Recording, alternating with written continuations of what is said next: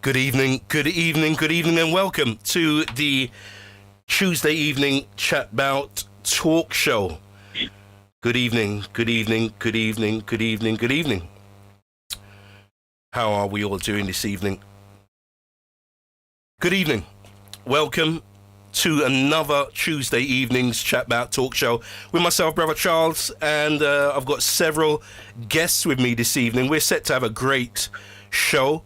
Have another great topic here on the show. We've covered so many topics over the nearly 5 years of the Chatbout Talk Show. So many topics have been covered, and we're going to be talking about something we have touched on over the years, very briefly. Hopefully we'll get a bit more in depth in the conversation tonight, but I'm so glad that you can join us, and we are here doing what we do another week. But I trust your week has started well, and we're here to have a talk, have a discussion, learn something, share something, and encourage each other, and let you know about things happening in the future as well. All right, so good evening once again to one and all logged in to the show. I'm going to bring my co-host on. We ain't going to waste any time. We've got a few guests on this evening. And we're going to bring in our guest and let you all know what we are talking about tonight on the show. So let me do that, and we will introduce them one by one. Hi, good evening. Good evening to our panel and our guests this evening. How are you all doing? Good evening, man. Good evening. Wonderful. Good evening. Good evening and welcome. In our top left corner, we have the doctor with us this evening, Dr. Francis. How are you, sir? Yes, I'm good. How are you? I'm well, and glad to have you on the show tonight. We are going to introduce everyone, and then I'll give you a chance to just tell us a little background about yourselves. Let's go to the bottom right corner. Nathaniel, good evening to you. How are you, sir? Good evening, man. I'm well, thank you, man. How are you? I'm well, and glad to have you on the show for the first time as well. Thank you, man. Bishop, we have Bishop Mullins with us. Good evening, sir. How are you? Good evening, sir. I'm doing well. Thank you so very much. Thank you for the privilege of being on your show. Praise the Lord. It's a pleasure to have all three of you join us here for the first time. Somebody's already trying to call in, but we will get the live link on later on. Dr. Mullins, Dr. Francis, sorry, you just want to give us a little background about yourself? I'm a psychiatrist working in the NHS. I've been in the NHS for 4 decades, and I'm a born-again Christian, and I attend the New Testament Church of God in Brixton. Amen. My faith and my practice go hand in hand. Amen. Nathaniel, let us know where you stand on the... tell us about yourself, Nathaniel. About myself? Okay, so I am a 28-year-old young man. Amen. I'm 5'5" king. For me, I run a business called Journal My Journey, which has been going now for 3 years. It supports men's mental health. We have been able to now sell over 400 journals with encouraging scriptures on the front of them to support men, so men can be able to express themselves. As you may know, men don't talk. And writing down in a journal is a way for men to be able to express themselves and be able to open up about what they're going through. So with this, we have been able to run 2 successful events. We've been able to, funnily enough, make profit from our first year, and we're continuing to go in, keep thriving up. I'm from New Testament Church of God as well. I'm from Harrow, New T, and yeah, I'm proud to be on your show, man. Wonderful. Well, I'm in good company with the New T family tonight. I'm born and bred New T myself, and I'm flying the flag for Willesden, New Testament. Hey. Bishop Mullins, good evening, sir. You just want to let us know about yourself? Hey, good evening, sir. Yes, what is it to say about me? I'm a sinner saved by grace. Amen. Thanks be to God. And I'm grateful to him for his love and for his mercies and compassion.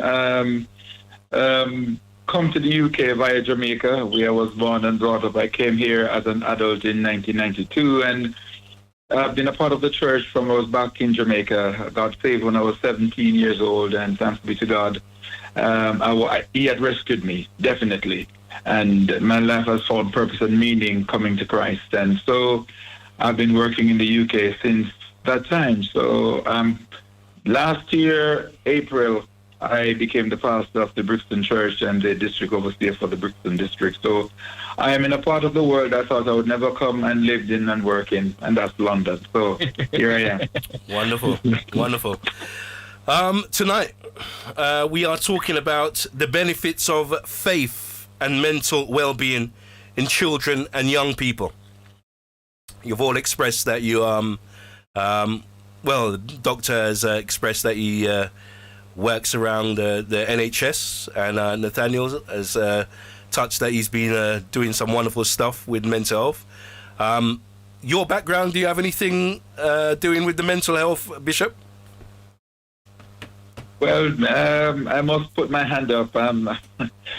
Yes, I have done some work in mental health and still doing, though not from a certified position. I was trained in Birmingham, qualified as a adult mental social worker, specializing in working with mental health. Awesome. So I have had some work experience in that field. Right. Doctor, Yeah. you were in the NHS. You most probably the most educated in this topic. I might be right, I might be wrong. But you've been seeing a lot of mental health issues. Am I right? Yes, indeed. Except that as we're going forward, increasingly patients are asking about faith.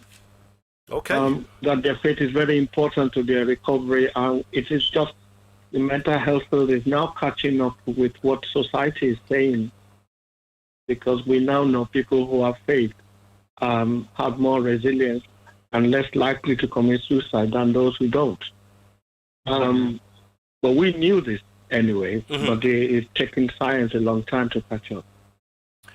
How would faith help somebody that has poor mental health and poor well-being? What I've seen is, say a patient comes in to me with a rosary clutch in one hand, and you really have to, he is telling you what they can identify with that's important to them. You have to work from that standpoint to get into the person's mind and to their challenges. If you discard their faith, you lose them. Some people want to be relieved from guilt, anxiety, and the same with Muslims. They come in with the tasbah, and you have to say, in the management plan, we need to get the imam involved. But before, we used to discard it. In fact, we were forbidden to pray with patients. Right. Religion couldn't have been linked prior, no? Huh? The your religion couldn't be linked to mental health issues? Oh, no. It couldn't be linked, but nowadays, not. Things are changing? A bit more. Yes. Okay. And we're focusing on the youth this evening. Youth and faith. How does the faith help with the youth? And does it start as early as in the schools? Does the faith need to be brought up more into the schools? Are they not doing enough? Or why are our youth being affected so early in a younger age? We're not doing nearly enough. Most children come from a faith background, especially ethnic minorities. And at a very early age, we need to start. The Generation Z, for example, are very open to faith. But the commonest mental problem with them is anxiety and depression and body image things, having a sense of who you are and what matters to them, and social media and its pressures. So pressures like I never saw when I was a young man. So There's the opportunity to start to bring faith into the conversation in a sensitive way, of course. Okay. Mental health. Just define mental health and poor well-being, if you can. But I mean, there's going to be some that just ain't got a clue, like myself, and I'm here to learn something tonight. That's a bit like a googly in cricket. It's a feeling of wellness. The best thing I can use to describe it is a feeling that you're well in and you're in a good place. In terms of a complicated definition like the WHO, it is about knowing that I need help, I cannot help myself, and where I can get help, and how listeners can pick up on somebody who might need help. Lest the next time you find out the person has attempted or committed suicide. So how to learn to reach out to the person, which is biblical. Be your neighbor's keeper, your brother's keeper. Okay. Has it worsened over the last few years, 20 years, 30 years? Especially amongst the youth. Amongst the youth, has it worsened or gotten better? I think it has worsened. As you know, the NHS, whether we like it or not, has its own ethnic biases and so on. The ethnic minorities, unfortunately, are at the lower end of the scale. They're less likely to be referred to. By the time they come into hospital, they're extremely unwell. But if by any chance we can raise awareness of people, we might actually prevent mental illness because we can get the help before the illness takes hold. That is the area I suspect that is going to improve going forward because, for example, the new mental health bill, which is now going through Parliament, is seriously talking about inclusion and minority communities in order to level up and remove the inequalities in mental health care. It's good that they are trying to tackle it, but then faith leaders also need to step up and say, we have structure, we can actually cope with these kind of things, and perhaps maybe we can explore that further into the program. Are the government doing enough to help? What more can they do? Are the government doing enough to help, and what more can they do? Let me be honest with you. We're never going to get the kind of money that you need. Even the money that is limited is poorly distributed. A lot of it is wasted. But what I'm saying is, if we can get people before they get into the NHS, we've done a lot of good.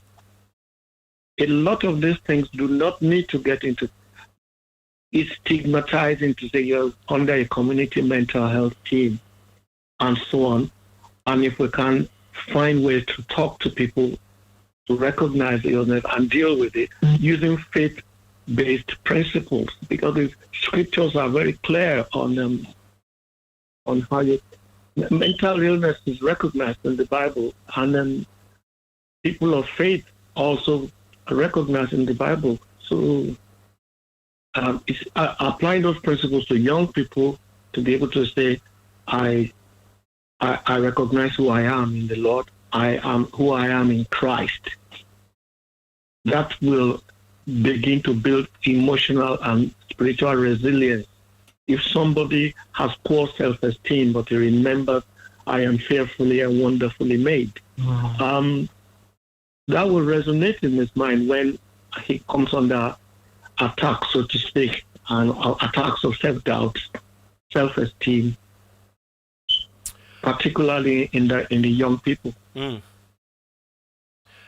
Over the last, decade, 2 decades, this thing amongst the children in schools, ADHD, is that linked to mental health? Because it's something that wasn't around in my days in school. It was just you was a naughty child. Now everyone says he's got ADHD. It was there, but it wasn't picked up. What would call now they use the word neurodiversity for both ADHD and autism. Mm-hmm. They were there. Unfortunately, they are getting more and more, especially in the US. I think it's about 5-fold increase in it. But what we call a hyperactive child in those states, who will be excluded from school, who will be put on detention. Seem to have problems. They were seen to have problems, weren't they? Yes, but it is ADHD. We're recognizing that. I mean, I worked in Cookham Wood, which is a young offender institution.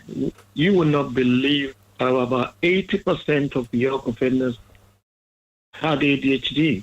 And I thought, no, this is an exaggeration. I conducted a test, and I was humbled. Wow. I just thought, they can't sit in a consulting room. They sit on the window ledge, and then they are ruffling your notes, and start them on medication, and you see a transformation. Wow. Okay. Nathaniel, thank you, Doctor. Yeah. Nathaniel, you're a young man yourself. You're working with young men, elderly men. What age groups are you working with? I'm working with all ages, Okay. mainly young men, but I do support older men as well. And what have you found since working in this era? Funnily enough, I actually loaded up one of my slideshows. So it is estimated that 792 million people live with a mental health disorder of some kind worldwide. I'm going to say it one more time. It is estimated that 792 million people live with mental health disorder of some kind worldwide. Mental health is the second largest cause of burden in young people, and suicide is the leading cause of death in people aged 15 to 19. For me, it's 1 in 4 people in the UK will experience a mental health problem every year. So every single person, 1 in 4 people. 1 in 4. That's one of us. That's one of us. That's one of us. That's one of us. So 1 in 4 people in the UK will experience a mental health problem every year. According to the World Health Organization, which Bishop was able to refer to, depression can lead to suicide, which contributes to over 700,000 deaths every year. Despite there being effective treatments for mental health disorders, over 75% of people in low and middle income countries receive no treatment for them. So back to what Bishop was saying again about the funding and about the government, it's not enough. I know. Serious. Some serious statistics there, bro. Yeah, man. I thought I'll give you some statistics, some numbers, Absolutely. so that everyone can have that and just know that really and truly mental health is a massive thing, and this is why I came into it. It's a massive thing for me. It's a massive thing that I've been able to learn about, man. Okay, and are you getting help? Are you doing it on your single-handedly? How are you working in this era? So for me, I am doing this currently by myself. I found myself into mental health unexpectedly, just being completely honest.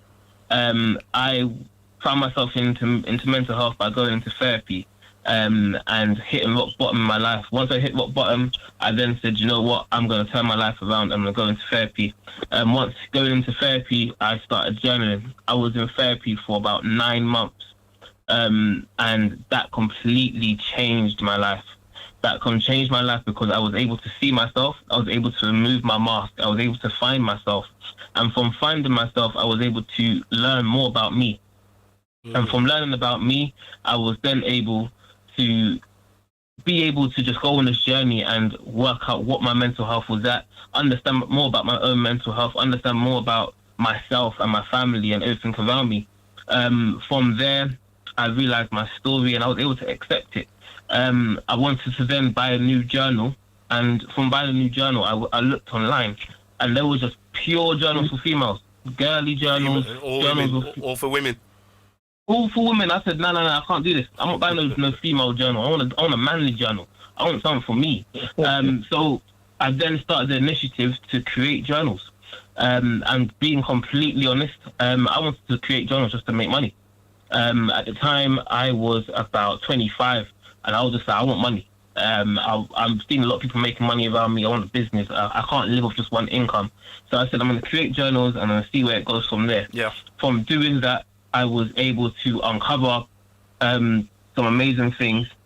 But then I realized that it was one of them things where a lot of people were suffering with their mental health, and it was a field that a lot of people weren't talking about.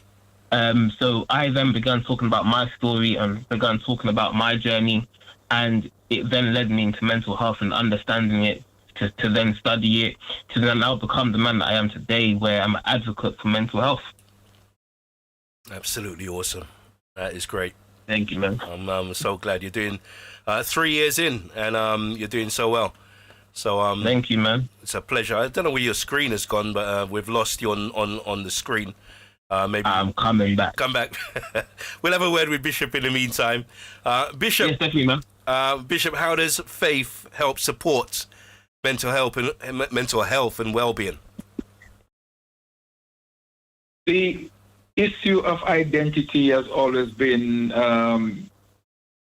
prevalent, and it has always generated not necessarily good outcomes for many persons, because when people have a wrong thought, wrong perception, wrong understanding of who they are, and that quite often is bed down in some kind of a world philosophical ideology or worldview, and the idea that, well, we came from nothing and we just live and we die, sometimes can impact how people actually live and how people actually deal with life experiences. But to have an understanding that we are creatures made by God, that we are here through divine, for divine purpose to be fulfilled, that we are here not as a misfit, but we are here as creatures of God, and that we have a purpose. Having that understanding that there is a sovereign Lord to whom we are accountable, who has an interest in our welfare and our well-being, serves tremendously to provide a center for individuals and a platform upon which they can now begin to gain an insight in their authenticity of persons and in their true identity as individuals who are here occupying the earth. So therefore, they are not misfits and they are not misplaced, but they are people of significance. And having that kind of understanding and being able to find one's location within the context of God's divine creation serve to, as I said, center persons and also serve as a motivation to enable individuals to actually better deal with life's challenges that quite often lead to anxiety, depression, suicidal thoughts, and eventually people feeling so helpless that they actually take their lives. So having that knowledge that we are belonging to the sovereign creator and that he's interested in our welfare and that he has made himself available to actually support us to overcome the challenges that we encounter in life. In that regard, I believe faith is absolutely dynamic and essential. And what support can the church offer our youth and children going through certain issues relating to poor mental health and well-being? Well, this is a challenge for us at this time because quite often in some church settings, mental ill health is not perceived as a natural phenomenon that need to be addressed in relation to through support, through conversations, and through prayers, except for the fact that some people have the view that it is demonic related and demon possession. So quite often, some of the services that could be offered to individuals were not forthcoming because the church community did not see mental health as a situation that people of faith could actually experience much more to be dealing with, other than for people who are demon possessed. So the church has now come to a place, I believe, whereby we are recognizing that we can do more, that we are called upon by God to do more. The God who created us and has given us our being, the God who has blessed us with the ability to understand human psychology, to understand how socialization process impact people's life, people's sense of identity, people's welfare, and people's well-being, that this God, through his church, wants to and is endeavoring to actually interface with persons to actually support them. So the church at this time, in my view, is on a kind of a developmental trajectory. Awesome. Because, mental health for many of us is kind of new in church. Interestingly, when I was pastoring in a different city in this country, and I was placed within this local church, within the first couple of months while I was there, I encountered an individual who presented themselves to me in a way that caused me to wonder whether or not they were mentally well. And some people have the view that they have gone bad, that they have become spoiled. And I engaged with the family and said, could you take your relative to the doctor and ask for a mental health assessment? Mm-hmm. Just ask them to just check whether or not test for dementia. And the first thing was said, no, nothing wrong with mama. Mama no sick. Mama no mad. And I said, well, I'm not saying that she's mad. I'm just asking just to check out. Just indulge me. Mm-hmm. You understand? Because I couldn't say whether or not her presenting behavior was out of character, because I've not known her for any length of time. I've known her for about 2 months. Mm-hmm. So I couldn't say exactly what her personality was and how she was presenting, if that was something different. And the next report I got from the family is that she was diagnosed with dementia. Wow. That she was in the first stage of dementia. Mm-hmm. Mm-hmm. And it was then that we opened up a conversation within the church, to at least to educate the church about dementia and depression, and how we as a church now can begin to mobilize resources to facilitate individuals and families. So it doesn't have to be a shaming experience, because that's what it was for many persons. So to acknowledge that you have a mental health problem is a shaming situation, and we are trying to lift this shame factor, this ugliness, this taboo where mental health is concerned, and to bring it in the main and to allow persons and families to know that having a mental health disorder does not disqualify you from being a child of God. It does not disqualify you from being an important citizen. It does not take away from you your opportunity to participate in the life of the church and to be impactful as well as receiving a benefit. So we are here in a developmental process at this time. That's awesome. Well, I'm glad that Dr. Francis is in the medical establishments and in the church as well. So that's a benefit to the kingdom. Dr. Francis, what signs should we be looking for in our youth and children? Bishop said he acknowledged that somebody in his congregation possibly had signs. What signs should we be looking for in our children and the youth that they are for poor well-being? It starts with the simple things. It starts with communication. Mm-hmm. We don't communicate enough because everybody is on a game machine or something. We need to continue to talk to people and get them to open up to us, because that is when you begin to pick up feelings of self-doubt. The parents whose children have committed suicide, what they struggle with is they didn't see it coming. So communication has to be very open. It's got to be tactful, but it cannot be ignored. whether somebody is being bullied or has an early onset of some anxiety, or phobia, the closest people to them are their parents and the peer group as well. But the one you can influence is befriend your child, so to speak. And you should find it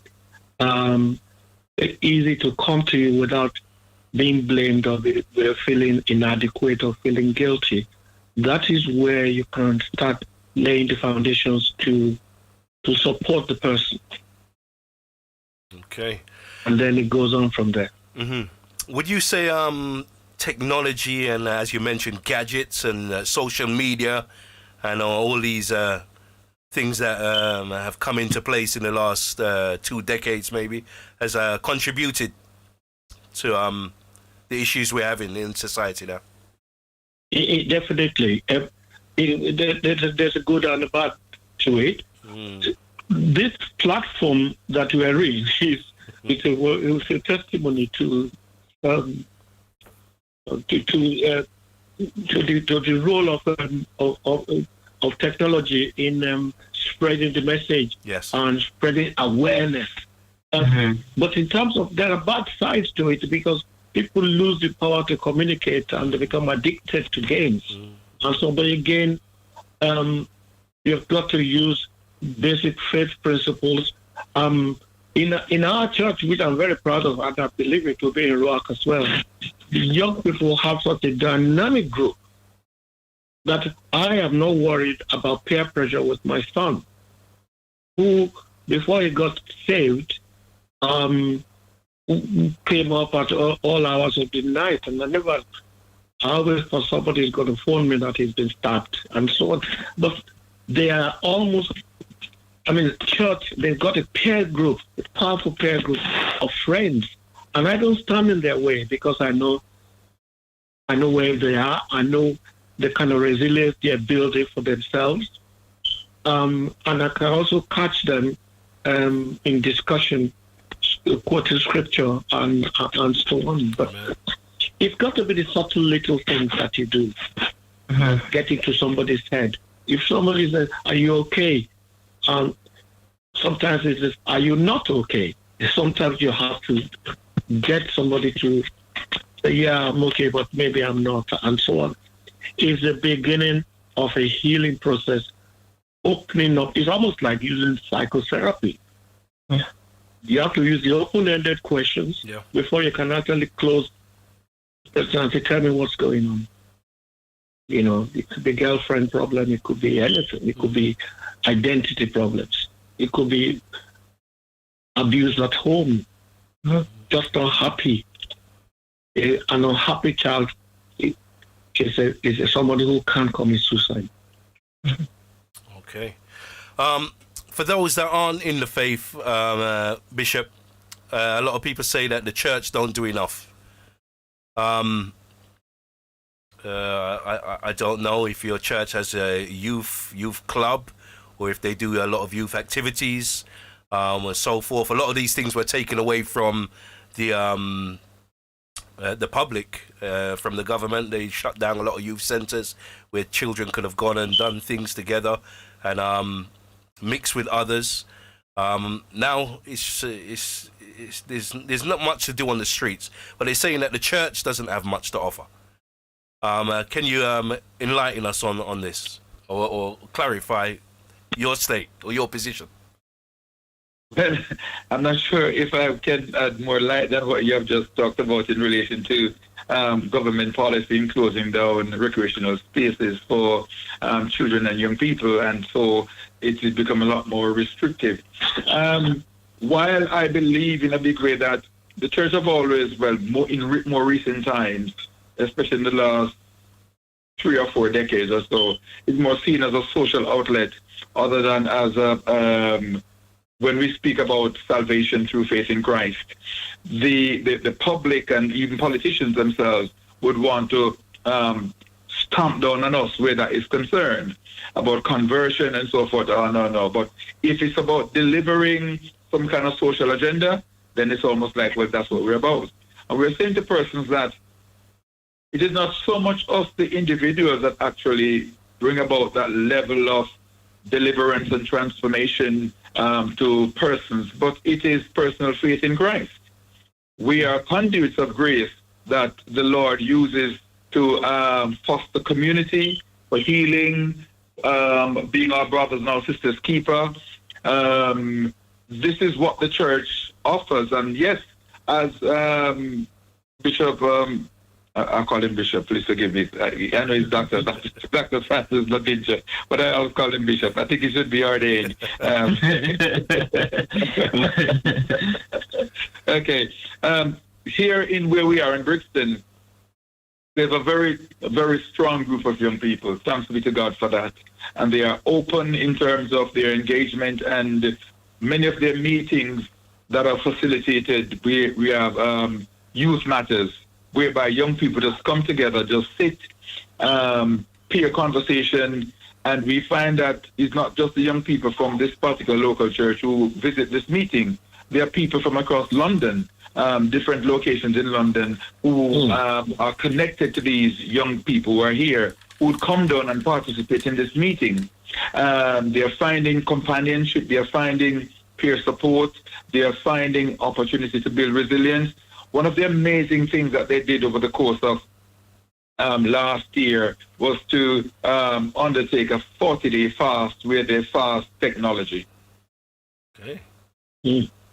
And they use that time in conversation with each other, time in prayer, time in studying the scriptures. They are meeting together, spending time together. They probably just get a small window whereby they'll go through, check their emails and so forth, but they close it down. And many of them are saying, I never believed that I was so attached to this thing and how much of my time it consumed. And at the same time, so much of these TikTok stuff I was actually listening to, the amount of filth it was now actually flushing down into my mind.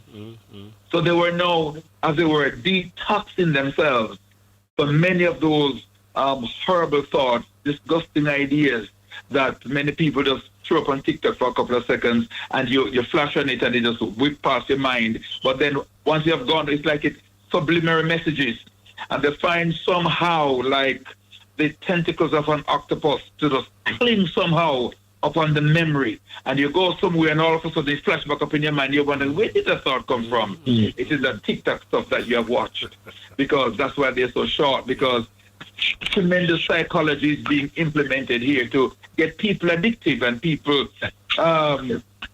tied into these things. So I'm saying here that there is much that the church is now developing, and people are beginning to see the value of the church now that the government, foolishly, I would say, closing down these social spaces and denying young people this kind of access. But what I believe it also does, it provides an incentive for the church to do more, for the church to develop greater programs. So we have started here in Brixton, and I'm hoping that by God's grace that what we are doing will serve as a catalyst that would really generate motivation and inspiration for others. We're prepared to have that conversation on other levels, so that it's not just the young people that are here in this locality that have the privilege to benefit from what is being offered, but where we can offer that support in helping other youth leaders and pastors in their locality to develop schemes such as the one that we are now seeking to embrace here in Brixton would be a fantastic thing. And so our Faith and Mental Health Conference, which is coming up this weekend here, is a part of this process, whereby we are opening up ourselves to the wider community to say to teachers and mental health practitioners who are psychiatrists and social workers and parents, can we begin to have a conversation to see what's happening with our young people? How can we build this resilience? How can we contribute in helping to negate the attempt of our young people attempting to take their lives? How can we help to identify what are the pressure points that generate anxieties for our young people and begin to address that? So we have persons such as teachers who have written, for our brochure in the promotion of this conference, just to say, what does stress and depression look like in the life of a young person within the context of school? Because at times parents are not seeing what's going on with children at school, and sometimes parent-teachers meetings don't really deliver what it should, especially where a child is being disrupted in class or they're not learning their lessons, just to explore what's going on, why is this happening? Because sometimes some parents are busy, not because they are worthless parents, they're running 2 jobs or 3 jobs, trying to earn that needful pound to clear that light bill or to pay the house rent, and so they are not available to be in schools where these meetings are concerned. So we're making ourselves available as a church that if persons need an advocate to accompany them at their parent-teachers meeting, we, the church here in Brixton, are making ourselves available to actually come in, to sit with their child in those meetings, to ask some of the questions that they probably are not able to ask because they're not aware, because they might be too upset and angry. Because when you go to school and teacher telling you that your child is misbehaving and giving you evidence and so forth, so sometimes your own emotions get so high that the blood flood your mind that you can't think straight and begin to ask constructive questions about the process. We're saying we want to come alongside you and join in this journey for the rescuing of our children. Awesome.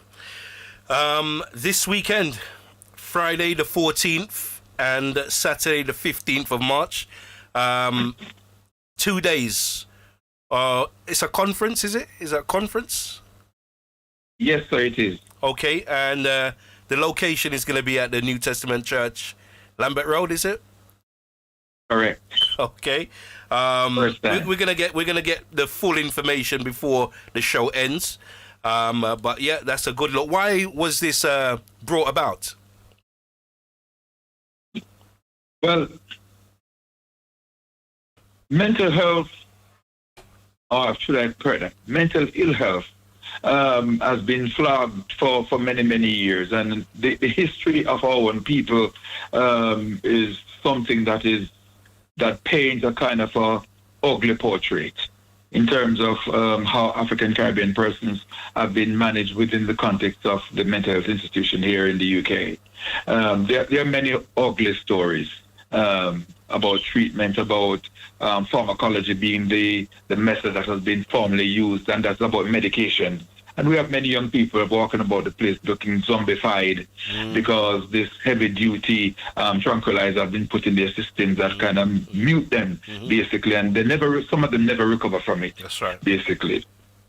And talking therapy, as Dr. Labinja has already alluded to in terms of psychotherapy and so forth, was never considered as the appropriate methodology to use with many African Caribbean, because the whole business about language code, that many African Caribbean people were in the mental health service were not necessarily educated people, and so therefore it would be a waste of time using therapy because they don't talk well, because people don't understand how we talk, basically. Some people talk patois, and that's the language.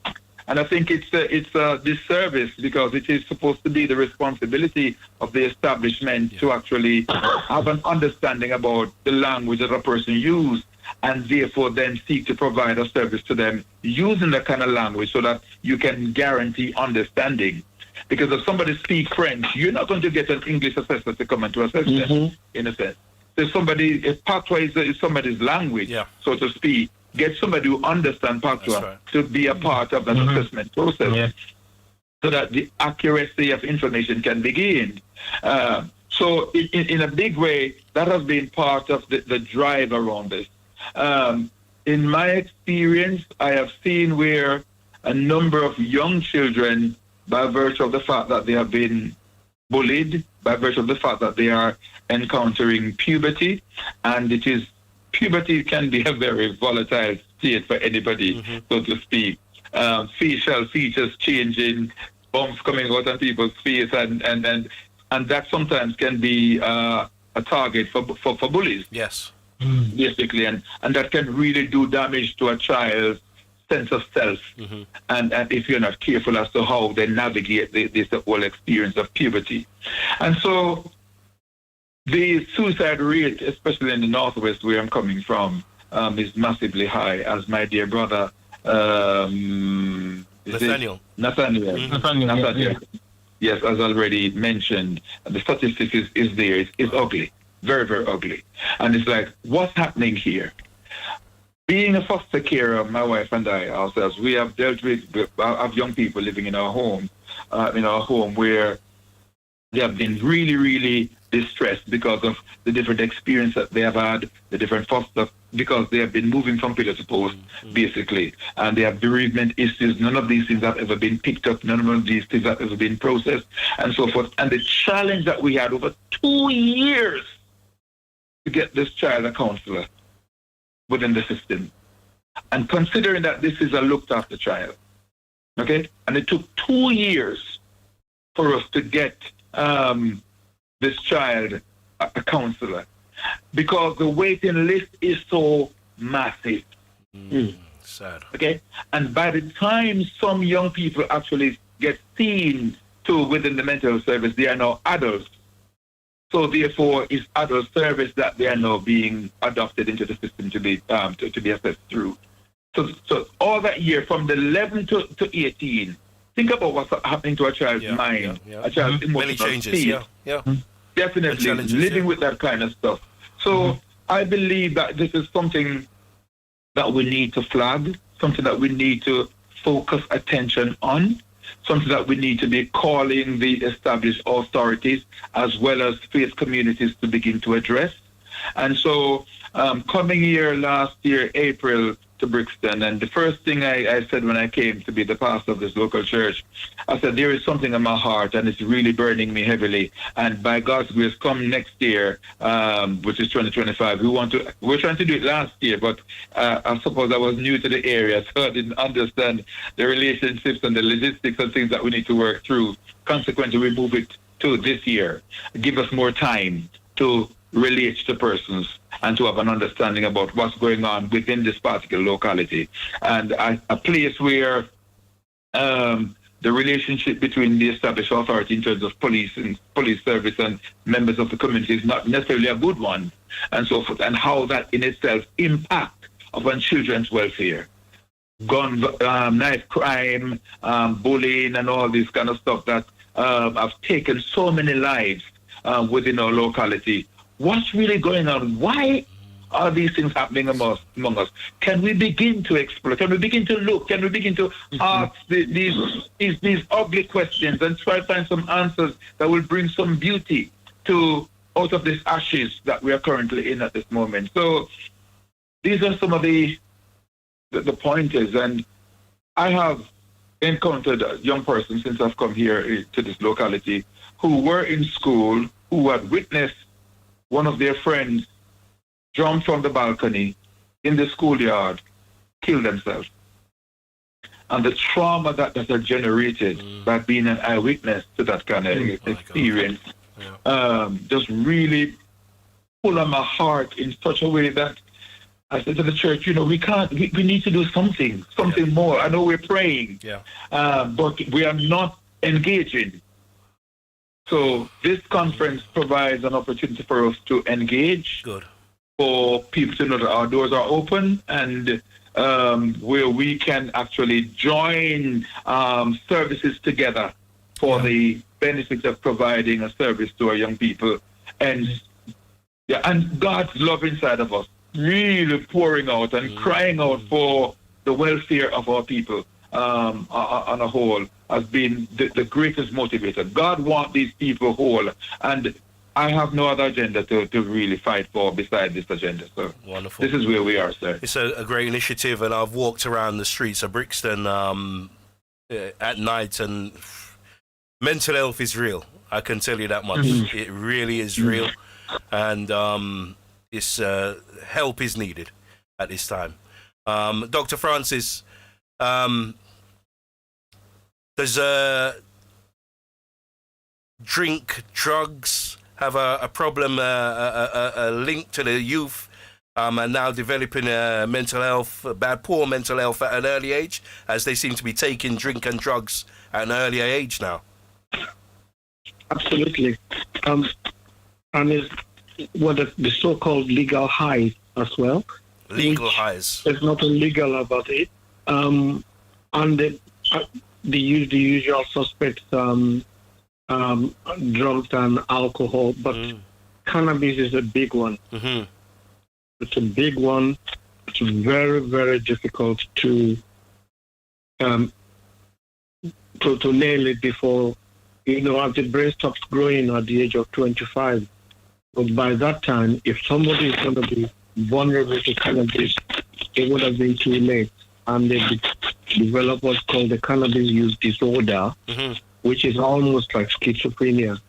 But it's not everybody. Some can take cannabis and still do triple jumps, but some, it just doesn't agree with them. Yes, yeah. So it's a challenge. But the other thing is, when people have positive role models like the youth groups that we have in our church, there's a less tendency to do things that your peers will say, we don't think that is right. Absolutely. We don't think that's wrong. Absolutely. And at an early stage, can stop somebody from getting into that. I was going to ask Bishop the benefits of growing up in the church. Does it lessen the risk of having poor mental health? But I'm pretty sure it does. It's an interesting question, and ask it if you wish, and I'll try my best to give a response to it, because although before you do say anything, although some have been brought up in the church and have gone off the rails, but I'm sure it must help. The foundations. Well, definitely, I think it helps in a great. It helps a great deal, but we're not presenting this as this is the panacea, basically. Though in a sense we are saying that. So it's my answer might seem contradictory, but hear me out when I'm saying this, because I realized when I first came to this country back in 1992 that a number of young people who were from Christian homes were in prison. And I couldn't understand this kind of statistics. Why are so many church mothers and fathers' children are in prison? What's going on here, in a sense? And having the privilege of speaking with some of these young men after they have served their sentence and have come out of prison, and have engaged them in the hostel where I was working first, and then through the church, because they returned to faith, and hear their story about. And as painful as this is, it is just what the story is, about the level of hypocrisy that they have experienced as a result of how their parents live at church and how they live at home. And how difficult that was for them, basically, to tolerate, because there was no questioning, is there real delivering power and real keeping power in the name of Jesus Christ? Because mommy and daddy live by the yard, and they treat us like we're not their children, in a sense. And then when we're out in the street, they are different people, and they are beautiful in church. They are skipping aisles, speaking tongues, and shouting praise the Lord, and so forth. And fantastic, you understand? Yeah. But then that didn't translate in prayers in home altars, basically, because the family never prayed together. It didn't translate in conversation about God in the home. We had our meals at different times, so we didn't sit around the table as a family and eat together. So these were some of the building blocks that were missing from some of those settings. Okay? And so consequently, there weren't any necessary inquiry in terms of the development of their children. And so the example that they were reading about in scripture, they didn't see that translate in practicality, and therefore they always hold their faith in Christ with doubt, and so it wasn't difficult for them, because some of them said that, well, they had broken away from the church long before they left home. Okay, but their parents just didn't know about it. Because they never had that kind of conversation, we're going to church on Sunday morning, and that's where you go. No questions asked. That's right. Basically, this is my house, and this is what I say, and so as long as they live here, this is what you're going to do. That's it. So when the time came that they were big enough not to live at home anymore, they just break, and that was it. So I think in a big way, how some people do live in church contribute negatively to people's welfare. Okay, and we have to recognize that. So for us to do more and for us to do better, because here you have these pockets of good things that are happening, but it shouldn't just be a pocket of good things. It's supposed to be the norm. That's right. Because this is the Church of Jesus Christ. And while saying that, we are mindful also that the church also attracts people who don't really have any real intention to honor the Lord with their lives, because it seems to be a nice, easy place where we can get away with our wrongdoing. Okay, and so we have pedophiles who have flocked to church because we are open, welcoming community, and so forth. So it gives them access. They want to become youth workers in our church, and so forth. And we have had some ugly situations whereby individuals who have wolves in sheep clothing, so to speak, have come in and they have really caused great damage among the church community. So we have to be mindful about these things. And so the level of screening that we now have to undertake, both prayerfully and both physically and both legally, to ensure that those who are being adopted to work within the church, actually this is a call of God on their life. You know, they are not some kind of pestilent trying to find a pathway which to come and poison people's lives, basically. So we're taking a greater approach to that. So in saying all of that, some people have been badly damaged in church context, badly damaged. But they are now coming to realize that church community also has some bad people in it. But what they are now learning to differentiate is that their relationship with God is so critical. And even though you might encounter some bad people in church, that does not make God bad. No. No, not at all. Not at all. Awesome. Okay, we're almost into the second hour of the show, and time is going speedily. Nathaniel, you're sitting there quiet, bro.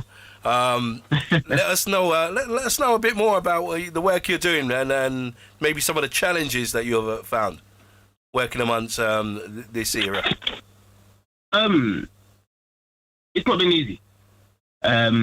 It's definitely not been easy. For me, I've run 2 events. My first event was in Shoreditch, in a club. So when you think about it, I'm a young man coming from church, born and raised in church, and a lot of people were asking me, why are you having an event in a club?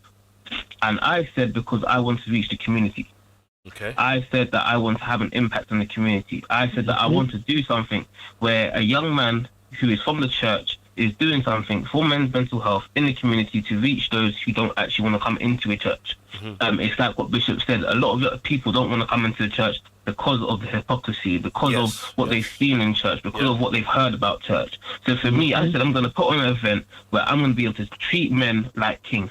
The event was called My Brother's Keeper, and with that event, we was able to have it in a place called Cottons, and we was able to greet men as soon as they walked in with a rum punch, and also greet them with Caribbean food. The second they got there, they were happy. The second that you walked in, you were greeted with food, and you were greeted to sit down, and it was an amazing event. We had 40 men come out. Men that I didn't even know. I put on the event just because I wanted to do something for the community, and it was just crazy to see so much men come out. The key question that I asked people at the event, which was a really big impact, was where is your mental health at from a scale from 1 to 10? 1 being poor and 10 being great. Everyone in the room answered that question. 3 people in the room said their mental health was on a 1. Wow. I'm going to say that again. 3 people in the room said their mental health was on a 1. No one can say their mental health was at a 10. No. no one could say their mental health was above a 9, because they were being realistic about the situations, about fatherhood, about finances, about life, about work, about baby mothers, about so many different things, and they were open about it. That's the spaces that people need. They need to be able to open up about what they're going through. We need to provide them spaces. So I did that. From there, it was a success, and then everyone there was asking, when's the next one? When's the next one? I was like, I didn't plan to do a next one. So I planned my next one in February 1st. February 1st, I started on my second event called My Brother's Keeper, Mind the Gap. This event was to fill the gap between the older men and the younger men. Okay. The generations are not interacting. The generations weren't talking. That's true. And I said, I can't take this. I can't have older men not teaching the younger men what it's like to be a man, not giving them the tools they need to understand what the struggles are of being a man, with finances, with attracting women, with talking to women, with lust, with all these different things that our young boys are struggling with. There are young boys in our churches that are struggling with pornography, but we're not talking about it. There are young boys struggling in church, trying to talk to women. They don't know how to talk to women. There are young boys in church struggling with their identity. These are the conversations that we need to have. And because they weren't being had, I said, you know what? I'm going to have it. Good. I may not be an expert, but I'm going to provide a location and make sure that there's a platform where they can see it can be taking place. I just wanted to start a movement. From that event, we had 60 men and young boys come out. Wonderful. It was a success. We were able to pull off this event at Wolseley New Testament Church of God in the Lewinson Centre underneath Bishop Jonathan Jackson. Yeah. And we was able to have young boys talk to older men. There were older men that have come out of prison that were there, that were talking to the young kids. There were young kids there that were troublesome, and they said that they absolutely loved it. We had different activities going on where young men and older men were able to sit around different tables and interact. That's something that's not taking place on a regular basis, and it needs to be taking place. So I was able to break something in the atmosphere that needed to be broken. The young boys and older men were able to talk. It was such a success. Were they opening up? Were they opening up? The men, were they opening up? They were opening up, man. It was shocking. Awesome. It was shocking. It was really, really good to hear that the older men were opening up about their life situations to the younger boys. And the younger boys were opening up about themselves in school and why they're causing trouble and why they're struggling at their age. And from that, they were able to mentor each other. I started at My Brother's Keeper because I wanted men to be able to mentor each other in that space. It's about community. It's about being your brother's keeper. So we've had 2 successful events, and we're now looking to have a third one. I have not got a date yet. That was my next question. When's your third one? I know you were coming with that. We need more, bro. We need more. That sounds really good. And there doesn't seem to be much of it happening that I can see. So we're really grateful for these talks that's coming up. Dr. Francis, you just want to tell us a bit more about the conference this weekend?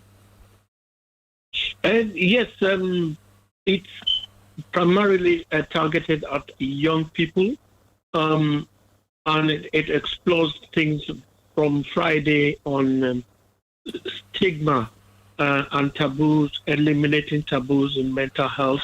As you know, it has been very topical in this country. If you remember, in the days when Frank Bruno had his trials and how he had radically removed a lot of stigma, so much so many, Dame Kelly Holmes, Marcus Trescothick, and a lot of people, and the Gypsy King are now being very open about mental health.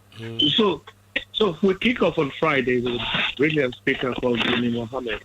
And then on Saturday, we have a main speaker with Professor Don Edge, who has done an enormous amount of work, not only on inclusion, but in mental health in general, including what's called FASTI, the focused integrated group for Black people, and therapy for Black people over the last 30 years. And I will be giving a talk on anxiety and depression purely because I see a lot of that, and it is the commonest illness in Generation Z. And then we go into exploring depression and suicide the difficult topic, but what we can do to demystify it and actually assist people to be able to do something and know that faith actually can be the beginning of the battle against suicidality, because not all the factors are known. And that I'm pretty much, I'm almost sure this is going to be the beginning of a series of events like this. I really hope so. And where your platform goes towards basically raising awareness and publicizing it cannot be quantified. Wonderful. Okay, we normally have a live link. We open up the phone lines for our audience to maybe ask the panel questions or share experiences, thoughts, suggestions. So if that's okay, are you all right for us to do that? Are you okay to maybe engage with our listeners, our audience? Yes. That sounds like an ambush to me. I haven't set nobody up this evening. If that's okay, let's open the phone lines and see if we can engage with the audience this evening. Stay right there. Let's just play our disclaimer, and then we'll give out the phone line number as well. Thank you. Disclaimer: this group takes no responsibility and will not accept liability for any communication via discussions or other modes of communication from individuals or as a separate entity that causes offence. We do not aim to purposefully generate anything that is intentionally malicious or slanderous. Our aim is not to provide misleading information that could lead to harm of any nature. Interact and call the studio on 07 534 610 422. Interact and call the studio on 07 534 610 422. Okay, the phone lines are now open. If you want to call in, we did have a couple of callers actually trying to call in. If you'd like to call in, please call in on the mobile number. No WhatsApp calls, just on the straight mobile number 07 534 610 422. That's the number that will get you through to us here in the studio. If you'd like to engage, we'd like to take your call. We have a caller. Hi, good evening, caller. Good evening. Good evening. How are you, sis? I'm not too bad. I'm doing well, thank God. Wonderful. Good evening to everybody on the platform. I am not remembering names, please forgive me, but greetings to you all. This is a bittersweet topic because it for me personally, I agree with every point that has come across this platform tonight. I cannot disagree with any of it.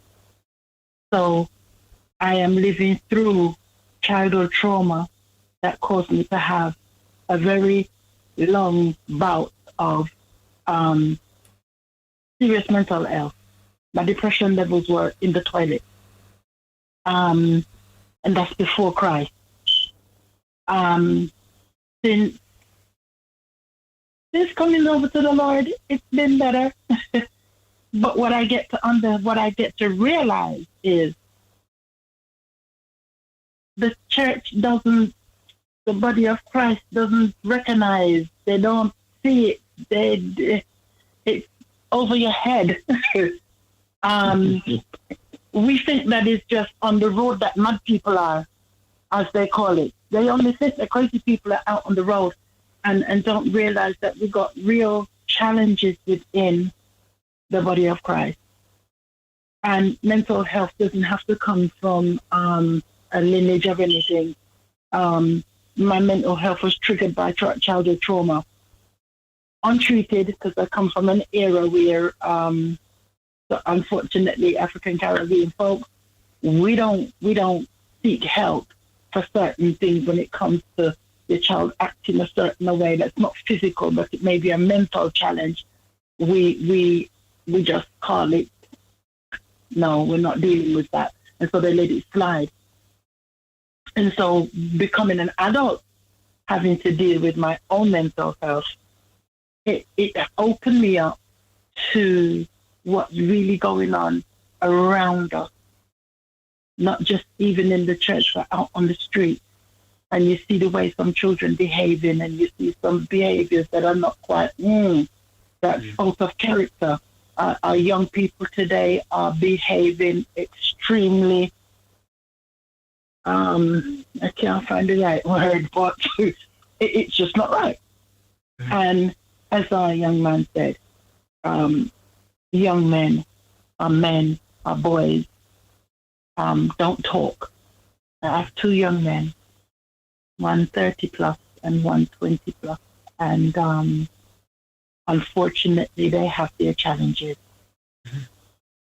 Unfortunately, I thank God, as a mother, I've been able to look at these things in the face and say, well, okay, we need to kind of check this out, deal with this. My youngest was diagnosed with ADHD when he was 5. I was newly converted then, but when they diagnosed him, I flipped the script, because the first thing they wanted to do was medicate my 5-year-old after seeing him twice.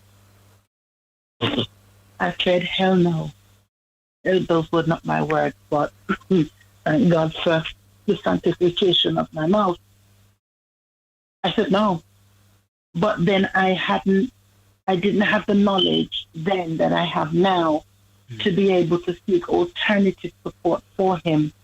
When he got to secondary school, all hell broke loose, literally, because this hyperactive child that couldn't watch any shows that meant climbing and jumping, his hyperactivity then went into aggression. And so now I have to steer that in the right direction. The school was just always this attention-seeking young black lad. You know, he's attention-seeking, he's disruptive, and he's da-da-da-da. And no matter how much conversations I was having with them, you know, it just didn't, they weren't just acknowledging it. It was just, you know, we're going to strike you off because, you know, he's disruptive. I'm tired of my phone call, my phone ringing. But I'm thanking God for where we are today. I thank God for what you're all doing, because it is definitely something that needs to be really highlighted, because when you hear of some things happening, I think there was an incident, I can't remember where it was, where somebody that was having a psychosis and end up stabbing somebody, killing somebody somewhere or the other. I can't remember where it was. And this is recently. But the support and the care and the information, it's just not there. And our African Caribbean community seems to be getting the short end of the stick when it comes to that, you know. And so I really applaud what you guys are doing, and hope and pray that the rest of the body, the functioning, the not just within one body, but every denomination within Christendom can really come to a place where we acknowledge these things, ask questions when you see a young person kind of looking a bit or something a bit. I have times when I go quiet. And because of my quietness is when I protect my peace. Because I know that most of what I challenge with is if my stress levels are too much capacity, and if there's too much going on, it can easily pitch you over. And so I've learned to protect my peace, and I get a little quiet. People become uncomfortable with that, even though I've explained to them the reason why I do that. And so I think the teaching and trying to give them the understanding within the body of Christ, how people are triggered and how people function, so that they can still function wholly as a Christian. I've said this about a month ago to somebody. Mental health does not mean, or mental ill health doesn't mean that you cannot function as a child of God, as a Christian in the body of Christ. It doesn't stop you from functioning. We have the Spirit of God. And so therefore, yes, we may have a little bit of instability at times, but it doesn't write you off. It doesn't mean that God can't use you. And people often kind of have that stigma that, you know, but yeah, Christian, you're not supposed to have them kind of sickness, please. You know, so stress. They don't understand. It's simple stress or trauma. And so I just wanted to say that I'm really grateful, and I thank God Bless you, sis. for this topic and the sharing of information, because it truly, truly is something that is well needed. Any of our panel want to say anything to our sister? I would, let me just first and foremost celebrate her. I celebrate you, my sister, for your courage. I celebrate you for your tenacity. I celebrate you for your openness, and I celebrate you for your willingness to share your vulnerability even upon this platform. It takes a tremendous amount of courage for anybody to really, even in this day and age where so much taboos and so much negativity about mental ill health is concerned, for you to come and say, I have been down this pathway here. And one of the things that you mentioned here that kind of triggers something in my mind, I want to make a reference to Usain Bolt about that, because here you have a child who is so hyperactive. It's like their energy, they make Duracell look like it's from a different world, from basically, because they have so much energy. Mm-hmm.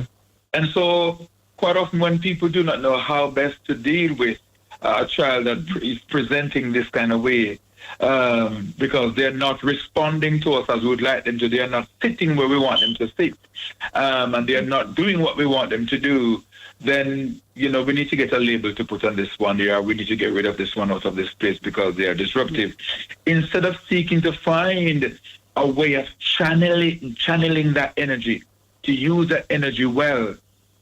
Usain Bolt talks about his hyperactivity as a child, and his mother and father also talk about it, that they brought him to the doctor, and doctor said, he doesn't have a lot of energy, let him burn it off, and this kind of stuff, because I suppose that's where the medicine was at that time.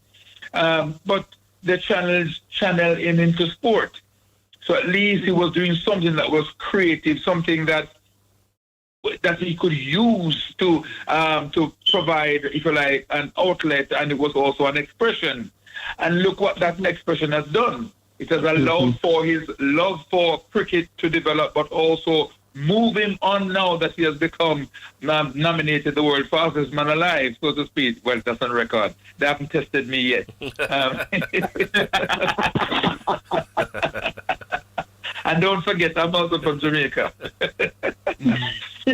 Okay, but importantly, this is one of the things that we find coming up here. And let me just quickly rush through and just share this experience with you. Back in Manchester, when I elected, I shared something at church, and family came to me and said, I'm going to school for my parent-teachers evening, and they said that my child was really badly behaved and so forth. So the mother was really terrified about the experience. So I accompanied her. In that meeting, the teachers were saying, at the beginning of term, let us call this child Johnny for reference. At the beginning of term, Johnny was very disruptive, never attended to anything I said to Johnny, and so forth. And so the record is kind of bad, dreadful. Mm-hmm. No, this is the end of term, But the reference was at the beginning of term. Mm-hmm. And the poor mother sat there, and you could see the tear welling up in her eyes, and she was wringing her hands because she's not certain, how do I respond to this? Mm-hmm. And they said, but is there anything else you can tell me about Johnny? I said, oh, he's not settling, he's very disruptive. Da, da, da, da, da, da. So I said, excuse me, please. I said, I'm here in support of this family, and she had invited him to come along with her. But you have talked about what Johnny had done at the beginning of term. Can you tell us from the report you have, how has he been since the beginning of term? Show us his record, his attendance record. Show us his punctuality record. Show us his engagement in the teaching, in the lessons. At the beginning of term, he wasn't doing that well, so therefore getting bad grades. So his end grades now, what are they? And we begin to see that Johnny was getting like nothing, was now getting like D's and C's and so forth. So I said, okay, what has happened since the beginning of term to bring about this change whereby Johnny is now getting pass grades from you? What has happened? Has he settled down? Was he more attentive? Was he producing homework and so forth? I said, well, yes. I said, yes, but tell you what, because all I'm hearing is that Johnny was bad at the beginning of term. But since then, all you're giving us is pure negativity. Tell us what Johnny has been doing since that bad patch. Yeah. And the next thing that we're going to ask for you to do, redact the statement that you have on Johnny's file to account for him settling, to account for his progress, Change, to account for his development. I said, we would like for you to redact that and we want a copy of it. Okay? Because I promise you, when Johnny leaving this school, Johnny should never get a reference that he has been indisciplined, he has been unfocused, he has been unattentive, that he has not learned anything. I said, no, we don't want that. We want the full report. Yes, beginning of term wasn't so good, but then he settled down. And he started paying attention. We want this full scope report. We don't want a partial report. And this is one of the things I'm saying here because Johnny is also sitting there hearing teachers tell on him in this way. And sometimes we believe that our children don't have sense. It generates frustration in them. And because you're from that particular school whereby you must be seen and not heard, and Johnny didn't want to speak out of turn in the presence of his mother, so he just sat there in silence. Okay? The boy was doing well. But you discipline him when he misbehaves. Celebrate him when he do good, man. He do good. Okay? And this is where we have one of the challenge. So, Mommy, I'm so grateful that you have been such a strong advocate for your own son. Finally, I'll say, yeah, please forgive me. I don't want to hog the show. When I was doing my social work training, and I was at Birmingham University and placed with a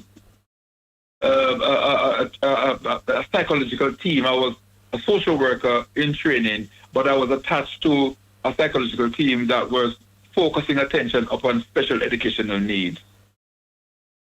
And I've gone in and I've seen some of these psychologists sitting at their desk, receiving reports from thinkers, and then using these reports now to make decisions about what should happen to a child who is experiencing who have been diagnosed with ADHD or so forth, or to withdraw service from them other than to provide the necessary service that they need in order to benefit from the education system.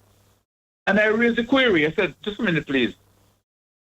You're aware that within this country, racism is one of the ugliest situations that impacts children's welfare and development. He said, yes, I'm aware. So I said, and you're going to take a report that comes from school to make a statement about a child, and this statement is going to follow the child throughout their entire secondary school life, basically. And you are not going to go down to that school and observe the child within the environment even for one time? And he said, no. Implicitly accepted the report. No, because I can't help myself. Okay, I hate injustice. I hate it in my home, so my father and I never get on. I hate it at Bible school because my principal and I have loggerhead over issues and so forth. I hate it within the wider society because I see how politicians operate quite often, and therefore, and how police operate with citizens within the locality, because I've been at the receiving end of some of their bad treatment and so forth. So therefore, I'm speaking from experience. We can't sit down and let this and take this on board at all. The holiness of God inside of us require us to really raise a challenge against this. Okay? And that's what I did then. I said, no, this is wrong. So I protested. They wrote to the university about me that I was non-compliant and they wanted to fail me. Okay? This is how the system works. They wanted to fail me. So then I went to the university. I wrote a report based on what had happened and said, this is what happened. So what are we going to do? Okay? What they did, they gave me a distinction. That's what they did. Because I said, I'll fight this in the court if I need to fight it in the court. Okay, you cannot take me from my placement because I am an advocate for youth justice. And you can't say to me that I was wrong by challenging the psychologist, that he was doing a disservice to a young child. Basically, instead of getting up out of his air-conditioned office and to go down to that school and to observe this child within his habitat and learn about this child's behavior, other than to take some kind of a bump-up assessment and then to use that as a means of making a statement that will now impact a child's educational well-being from his end of primary school throughout his secondary school life. I said, no, it's not on. So we have to raise one fight. So, Mommy, I'll stop here. I don't want to hog the platform. No, Thank you for your testimony. Thank you. You're more than welcome. Sis, God bless you as always. Thank you for calling in. Yes, sir. And we speak soon. All right. God bless. Bye for now. Interact and call the studio on 07 534 610 422. Phone lines are open. We would love for you to call in. We've got just over half an hour to go of the show, and we've got some comments as well. So let's have a look in the chat. Good evening, Brother Charles and all panelists. Very important topic tonight. This is an amazing topic, someone else says, which needs to be out there in public domain. Every church should take this subject up. Another one. And our churches need support. And our churches need support funds from government for the fact it's not a building. The council have to cover costs on for. And our churches need support funds from government for the fact it's not a building. The council have to cover cost on for. Tick thumbs up. Excellent discussion. This subject needs to be played and replayed. I am so glad to see the church taking an active role in mental health and people of colour and men. More of this, please. Excellent. Thank you, Ven, for putting all the information up in the chat. Amazing topic. Big respect to all on the panel tonight. This is a delicate and sensitive subject. I'm essentially extremely proud to see my dear brother Nathaniel. Bless you. Big up Gillian. Nice one. People, phone lines are open. If you've got something you'd like to contribute to tonight's topic, give us a call. Interact and call the studio on 07 534 610 422. Doctor, the mental health among the young men is really serious. It's really, we're hearing of so much. We don't need to go deep into what's been happening, but we can see on TV, on the radio, we hear of things on a daily basis. The youth, the issues are getting younger. The youth are getting younger that's got issues. What can be done? What can be done is what we're doing. Raise awareness, the main thing, destigmatize it, that people feel they can talk about their mental health initially, their challenges, and they can talk in a non-judgmental way, they not be judged by the person listening. It is happening slowly, however, on perhaps some of the language we use, the label mental health, perhaps if I had my way, I'll call it mental challenge, because it just sounds like ill health, and it's not necessarily. We all have periods where we have ill health, albeit in a softer way. It's to be able to reach out to people through media platforms where we can say, I've got your back. Let's talk about it without feeling that your words are going to get all over the place. The importance of the churches is that they are non-stigmatizing places. You can go into church if there was going to be a hub, and the way the new legislation is going, they are talking now of co-location. Instead of you going to the GP surgery comes to you in your church. Okay. But then it goes to what you said about money. is there the money to build the infrastructure for things like this? The NHS will welcome it because your staff will do it, and they wouldn't have to pay. But the dividend for our people, the young people, the disadvantaged people, is massive. And also the same goes for education. Pick our role models, let them champion our challenges, get the big guys talking about it in a way that will say, well, if Bukayo Saka can talk about it, maybe it's not so bad if I'm going through the same thing. Because we all go through anxiety, stress, and depressive episodes. But before it becomes entrenched and becomes something that needs to be medicated, we should start to intervene. Okay. Phone lines are open, people. Give us a call. Don't leave us hanging here. We've got good amount of time if you want to ask questions, if you want to make suggestions, if you want to share experiences, and maybe your views on what you've heard this evening as well. All right, give us a call and let us know. Interact and call the studio on 07 534 610 422. Nathaniel, how can we engage with the youth to make a difference? How can we engage with the youth?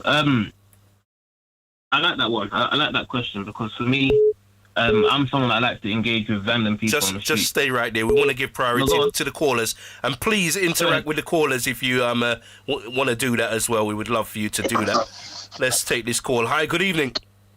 Hi, good evening, Brother Charles. Good evening, sis. Just bear with me 1 second. I'm trying to. There you go. You're in with the panel now. Okay, good evening. Literally, I admire the topic. It's really a good topic. I have a lot to say, but I would just enhance some of the things that I've heard and listened to. And I think you've got the church up there, you've got a social worker, and you've got young, is it Daniel? Nathaniel, okay. How did you get on with the starter when you have your opening with the men? Rum and black. I thought you have to have a way. You have to have a way of enticing, and I think that was a good way of bringing them in because at least you welcome them in a nice way. And basically, as a mother, grew up here in the system, and I had 3 boys had to come through the system, and I think. Working with a social worker, working with the church, and working with a young man, Nathaniel, and the aspect of what we see now with the young men, and not only just the men, some of the young ladies as well, what they're going through. And what I literally experienced at one point, I decided to go to, I was in Tottenham at the time, I decided to go to the council. They had a course that was going on. I saw it in the paper. And it's the work along with the social worker, the court, and they were actually trying to help a lot of these kids that were like not mentor. They reckoned that they were mentor at home, and they were literally in the society that they felt that they weren't wanted, they weren't. So the course was like for 3 months. So I did that. We said I'd give something back to my community by doing that because it was a evening. But the fact is that as a Christian woman doing that and seeing the church, representing the church, I find that most of the boys that used to come to the session, they used to have a session with the social worker and also the court system. So the court system would, some of them were so petty that they wouldn't waste the time to take them to court. So they would set up this panel that you as a speaker work along with the social worker and like a judge. So you might see this young person come before you and you get the records before the meeting. And so you'd read through the whole, and the record, you have to read from the child was born, they put everything down there, the parents. And number one, a lot of these boys was absent fathers, and the mother was literally bringing up these boys. Some of them was 12, 14, and the main fact that they were actually being used like older men would from the school. They would come to the school, and it was like paying them to do drop off and do various things. So they started to rebel. Number one was I used to notice that the parents couldn't afford the trainers. So you find these boys that wanted to, you know what kids are like, they wanted to see them the best trainer or the best jacket. And so these people, you come to school, target these boys, and they would use them in a way. So actually, when they get picked up by the police, they would send them to the social worker, would take care, and then they take them to court, and they'll send them back to us. So what you have to do is find out from this young person why you behave here, why you behave like this, and so what you have to do is judge between what you see on the report, which was you couldn't discuss it with anyone, just you and the social worker. And there's one sitting there, social worker. I actually applaud you for what you did, sir, and obviously helping that young person to actually realize that their life matters and so forth. And it was hard. I wouldn't go into it, but it's wrong. But that's one thing I find that I put back into society. A lot of the guys came from church. They brought up in church. They get 14, 15. They don't want to belong. So I can understand what Nathaniel was saying about these young men. And there was like a lot of them didn't have fathers and stuff. So they had to work through that. Find a place, whatever they like. Some like music, some want to do art. So what the council was doing is you would place them in whatever they desire. And I don't know if you remember seeing the graffiti. Some of them want to do art, so they would put them. That's how they express themselves. Some of them, Yes, explore that. Some of the work was hard that they had to do. They have to go and clean up someone's garden. They would make it, instead of taking them to court or put them for a prison sentence system, they would actually do that. So what I've realized over the years, the council, the government used to have, when I was young with the kids, growing up with the kids, they had after-school club. And the parents who at work, their children would be able to look after. They were protected, like kind of thing. And they have another club that the young boys used to go to play games, football, whatever. I noticed that's not around anymore. The church, I don't know, there is a conference coming up. Is that Dr. Your name, sir? Dr. Francis. He's not a social worker, sis. He's a psychiatrist, actually, in the NHS. Oh, yeah, here. Okay, whatever he's doing towards the society right now with whatever's going on, the church literally open up, like Nathaniel would say, outside the church itself, a program that you could bring them in. And I admire what he did, that the older men would sit with the younger, because they need that. They need that kind of, someone that would, invest into their life and sit them down and show them, like, there's a better way, and I admire him for that. And also the church is coming and doing a conference. I do hope what you put on, that would be a success as well. And also, basically, for myself, what he had said about the school, I remember I used to go to the school parents' evening, and I would sit there and saw a teacher would disrespect a child before the mother or the father, and they believe, and they're sitting there crying, "Mommy, don't believe the teacher." And that teacher would sit there, like you just said, and disqualify that kid, put it down. And when I had to wait for them sometimes, I said, "No, you don't do that. You're in the system, your kids are in the system, you have to be, as a parent, know how to work along with the system and fight for your kids. You have to fight for them for a good education." And they told me that all the time. They were always at the school, and I told them exactly what you've just said. I said, you know what, from the nursery, I take them to the nursery. The rule said you take them to school, and they've gone through the school. The university, college, I'm right here until they leave. And I remember I sat in the class, and this tutor said to me, okay, he was swearing. He goes, "These boys coming here, they're not going to learn. They're just going to waste the government money," and so forth. And they turned one of my son down. And I went, and when he finished it, I sat there quietly, and I said, "I did not come here today for you to dictate to me. My son's been going to the nursery. Now his secondary education. You didn't even give him a test, and you disqualified him And I've been through the system, but they're coming through the system. So this is how the system works. I says, I've been through the system. They're going to come through the system and come through with the education and be the men, not what I want, what they want. I'm here to support them. So as parents, I think we have to, it was a thing that we had to fight for them as well, because the police was out there.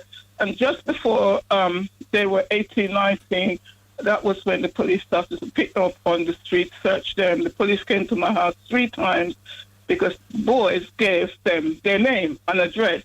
They got caught, and because my boys were kind of quiet behaved, they gave the police their number, their name, and then the police would turn up at my door and says, have you got such as? I said, yes, that I've got Kevin Jason. He says, well, why are you here? He got caught not paying his ticket, and he's got him in the van outside. He goes, is this your boy? I put my head outside, and it wasn't him. And so as a mother and a father, we had to fight, and as a Christian, had to pray and ask God to direct them, me to direct them the right path. And so there was a fight and there was a battle. So what I can say tonight is, well, the church, I support you with the church and the social workers, also with Nathaniel, I admire you. Continue doing what you're doing. And if there's anything out there that we can help, whatever I can find to help, I'll do that. I mean, I'm not in London, but I believe in you doing what you're doing and helping the young men and also the mental health. There's a lot of young men out there that need a lot of support and help. So as a parent, I grew up to the system. I've seen the system, but I'm telling you guys, I had to fight.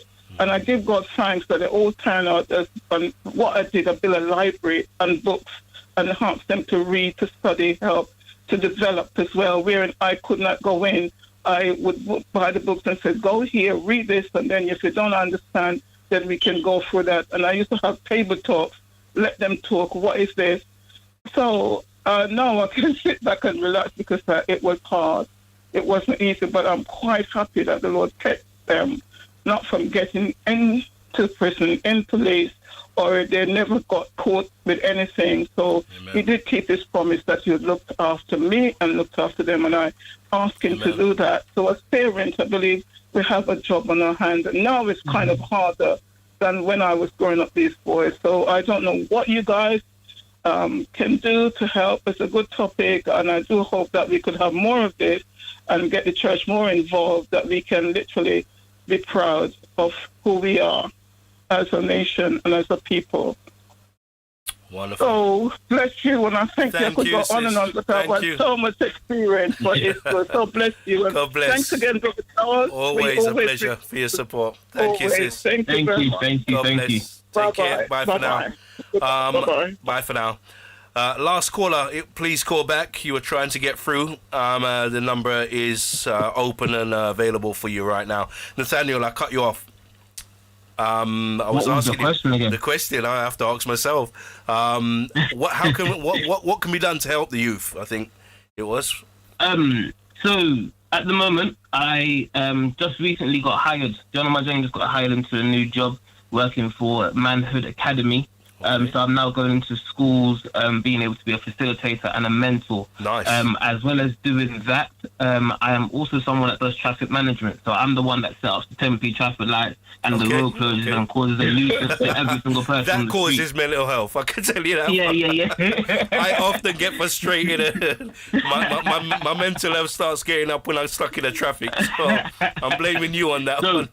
That is funny. So the reason why I say that is because I'm someone where if I see a young person on the street, I will stop them randomly and ask them, where is your mental health at from a scale from 1 to 10, and have a conversation with them. No matter what they look like, no matter what they're dressed like. I don't know if they're holding a weapon or if they've got something on them, but I want to connect with the young people. I want to be able to have a conversation. Some people are not asking these key questions. And I love that I can ask them these questions. I love that I can have these conversations with them, to talk to them and be able to connect with them. It's about giving them a voice, giving them that hope that someone's actually going to listen to them. Yeah. Because a lot of them are not being heard. A lot of them are not being loved. They're going through so much, and it's like they're having to compress everything they're going through, and they're having to be told, you're a man at such a young age. They're being told you're dealing with all these different things. You just got to deal with it. Absolutely. Because that's what society's telling them to do. But I refuse to believe that. I believe that if we talk to our young people, they're going to be able to express themselves. When I talk to them, I also ask them, can I pray with you? Because I'm a man of faith. I like to pray over these young people. Awesome. I like to be able to pray over them. So yes, that's what I believe is necessary. Wonderful. Good evening, caller. What would you like to say? Good evening, everyone. Hi. I guess my excellent topic, by the way. Thank you. My question, I think, will be directed to Dr. Labinjo. Yes. So the hospitals, they deal with people with mental health problems, and they give them medication. Some of them give therapy. I don't think many of our people, when I say our people, I mean black people, get much therapy. However, and then the church is, on the other hand, raising awareness, which is excellent. How can the two work together? How can the church be involved with the hospitals and the hospitals be involved with the church? That's my question. It is so straightforward. I wonder why we have not been doing it. We start at the faith end. Religious leaders need to be more aware of mental health, but mental health professionals need to be more aware of faith. And in between, there's various degrees of illness, but also various degrees of intervention and faith, such that people can be equipped using the Word of God to actually attend to the mental challenge they have, but has to be done in an environment that does not challenge, that does not threaten, and does not judge. And as far as Christianity, it's the churches, but the awareness in ethnic minorities needs to be more. Someone needs to configure these health services to be culturally sensitive, and they're not. And at the bottom of every pile appears to be ethnic minorities, particularly black. That equation needs to change. And it can only change from black people working alongside people that they can identify with and be able to ask questions that search into how can we help each other. One of the things is the role models. We have enough black role models, how we can get them interested in the agenda. So that young black people can relate to things and say, whatever he's got, I know how he dealt with it, and I'm not going to wait for it to get to the extent that a person is piled with medication. There are not enough black therapists, but I don't think that's necessarily a problem. Therapy does not seem to be offered to black people enough, and when it is offered, black people have the lowest take-up. They don't want to share their business with anyone. We have to work through those things, that it's okay to talk to someone. To say, I am not okay. If that's all, I am not okay and I need help. And those are the places where you approach it from the edges.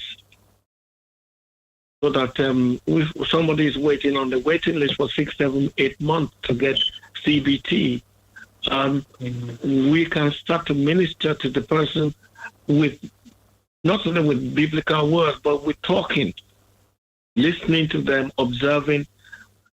Faith groups need to build up counseling as well, have their own group of counselors that can talk to people and observe and process. So the opportunities are quite vast to do something. Yes, okay. Thank you very much. That's lovely. Thank you. Thanks for your call tonight. Is there No anything else? problem. Anything else you want to mention?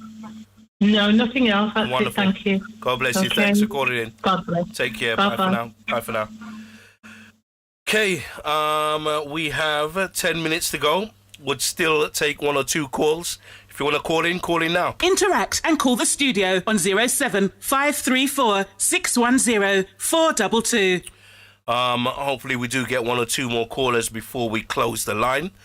In the meantime, I will give each of you 2-3 minutes to just sum up tonight's discussion And we'll end with all the information about the conference on Friday and Saturday of this week. Can I start with yourself, Bishop? Oh, I was hoping to go last. Yeah, all right. Well, the first will be the last, and the last will be the first. The back of the others. But anyway, I'm grateful for the opportunity offered here and the invitation to even come and to just to be on your show for the first time. And I can make a commitment that this will not be. I will. Not just to be a guest, but more as a listener to your program. It's the first I've heard about it. And thanks for Ben for actually doing what she has done to actually connect us tonight. Absolutely. I am grateful for the opportunity to promote that faith in God provides necessary and needful resources and support for persons who are experiencing mental health challenges or mental ill health, and also contribute towards generating and sustaining a stable mental health, basically. I know what it is to have actually been subjected to a really ugly period of depression in 2018. And I have been on NHS waiting list since that time, and up till now, I cannot get a second. Okay, so I'll tell you what the system is. But thanks be to God for the godly people who are in my life, and for my own wife, who is a psychiatric nurse, who basically saw the signs and what's going on with me, and literally being my counselor through this process. It is not advisable that that your doctor should be that your wife should be your doctor, your husband should be patient, or something like that, because there's too much emotions attached to it, which can cloud medical judgment and so forth. But through her support and also through my friendship group within the church, godly men and women who are praying people, who are good listeners and so forth, who will listen without judgment and also able to encourage me along that path. And thanks be to God, I'm out from that darkness, and it has even made me a lot much more resilient and a lot much more focused in promoting mental well-being through faith, basically. So I'm grateful for the opportunity, and thank you, sir. Thank you. God bless you. We've got a caller that's just snuck in under the radar. Good evening, caller. Yes, good evening, all. My name is Keith. I'm a member. I know Bishop Mullins. I'm a member of all the panels apart from Nathaniel. Is it Nathaniel? Nathaniel, that's right. I'll ask a quick question. Yes, sir. A quick question to all. What's your opinion on the way doctors? I think you touched on a number of them touch on the subject matter. What's your opinion on the way doctors and prescribing tablets? I think someone mentioned about Bruno. He was on a medication. He had to stop and just to work out what is really going on. And sometimes too many tablets can just override the body. And the quick response is, try this one. Then come back in the evening, try this one. Before you know it, you have a basket of tablets. Guinea pig. So, yeah, that's my point. Thanks. Can I go first? Go ahead, bro. Go ahead. Okay, yes. So I work on a panel for Edinburgh University underneath John on my journey once again, and it is doing research into depression, and it's doing research into antidepressants. So antidepressants is one of the most prescribed drugs currently, and we are looking into reducing that. We're trying to work out if it's genetics, we're trying to work out if it's part of the bloodstream, trying to work out what it is, because you're looking at antidepressants and it's just prescribed. You just get antidepressants, it's just prescribed to you, and then from there, it's like, oh, this one's not working, let's try another one. And people are getting addicted to it. And because they're getting addicted to it, it's just becoming a cycle.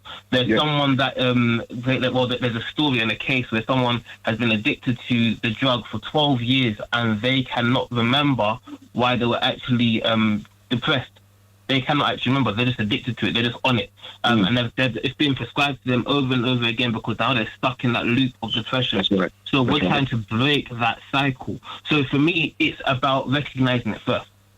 depression is something that is recognizable. You can recognize depression in someone because it takes up to 2 weeks to know the cycle. If you know someone, you talk to someone and you see they're not their normal self, they're not communicating, they're not talking, then you know, okay, wait, this person is in a place of depression. They've gone through so many different things and they're having to deal with so many different things. They're bound to end up in depression. How can I support them as a friend to get them out? How can we as a community support them to get them out of that place? We're not supposed to just leave them there.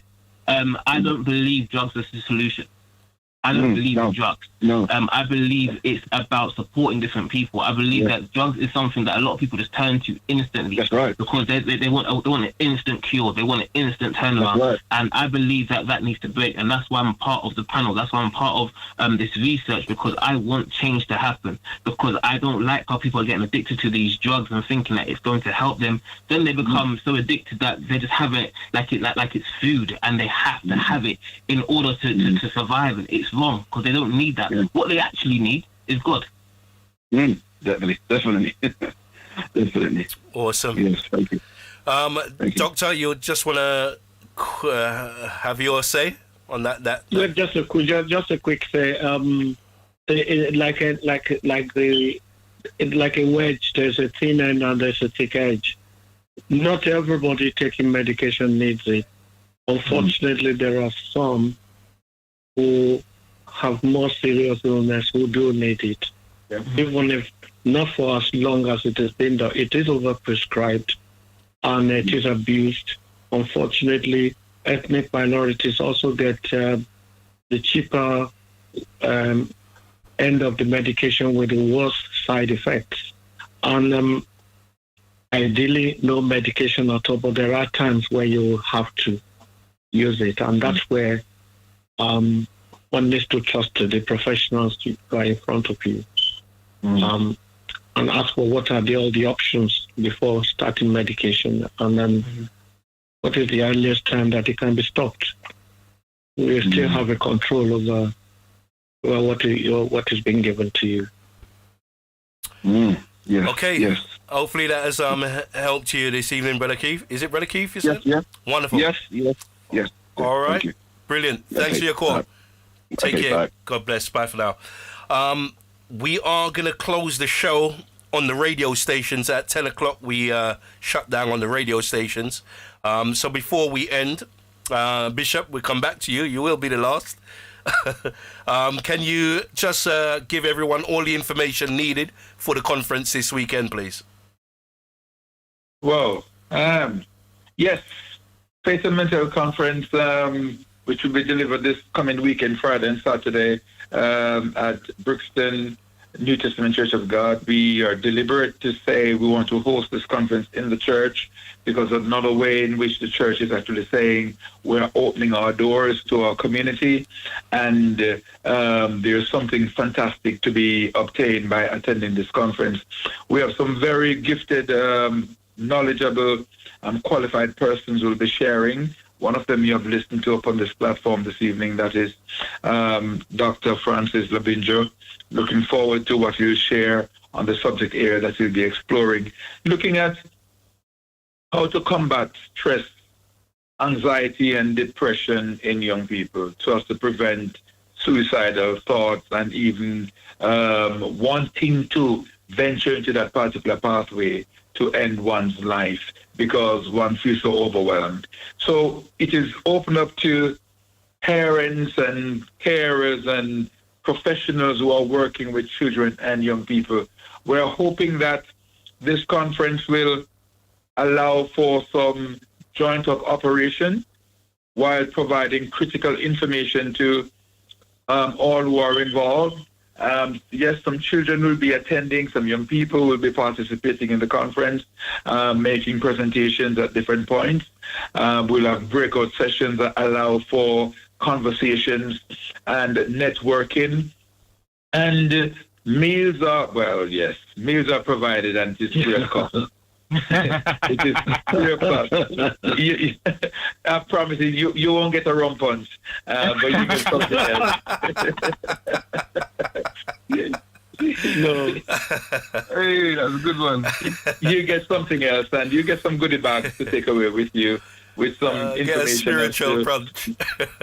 Definitely. Our church is here, and yes, we'll be praying, because this is what we believe firmly, that through our prayers there is divine intervention that will enable us to actually contribute towards the building of our capacity and our resilience in supporting young people, but also in enabling them to find the support within themselves. So I'm excited about this. Yes, there are other conferences to come, but I'm just excited about what this one offers for us at this time. We have a good number of persons who have already registered. I think in excess of 300 persons have registered for this conference, and which we are quite thrilled. But there is space for others. Please register between now and Thursday. I know we start the food preparation already, and we do not want to under-prepare. So if you're coming to the conference, register via Eventbrite. Okay, and I did ask for all the information. You said a lot, but not giving out the address, the times. Forgive me. But you have it there, so I know that you're going to fill that gap for me. Okay, let me just get it up. We're into overtime now, so it's okay. Friday, the 14th of March, 6:30 p.m. till 9 p.m. Saturday, the 15th of March, 10 a.m. Nice and early, till 5 p.m. Absolutely free. Am I right in saying so? Absolutely free. And it's at the New Testament Church of God, Brixton, which is on Lambert Road, Brixton Hill, London, SW2 5BB. London, SW2 5BB in Brixton, just off Brixton Hill. So please go out and support. It's very much needed, and we hope to see a lot more of this initiative in our churches. Nathaniel, Dr. Francis, Bishop Mullins, thank you all for joining me here on the Chatbout Talk Show. Please don't let it be your first and last. We would love to have you back to discuss this and more, and it's been said in the chat, we need more of this as well. So please don't be strangers here. The platform is for your use as well. All right, so thank you. Thank you very much. Thank you very much. God bless you. I'm hoping to pop my head in on maybe the Friday or Saturday. We'll see how time runs with my schedule. Same here. But yeah, thank you for all that you're doing in the community, and hope that it's a great success. Thank you so very much. Okay, good night. God bless. Thank you, each and every one of you that's spent your time with us this evening. We are here each and every Tuesday evening, the Chatbout Talk Show, between 8 and 10 p.m., where we talk about all things in the kingdom and biblically based topics. All right, so God bless. Thank you all. We will see and speak, God willing, next week, Tuesday, right back here on the show. If not, join me when you can, and we will definitely connect again real soon. Thank you all. Good night. God bless. We will see and speak real soon. Bye for now.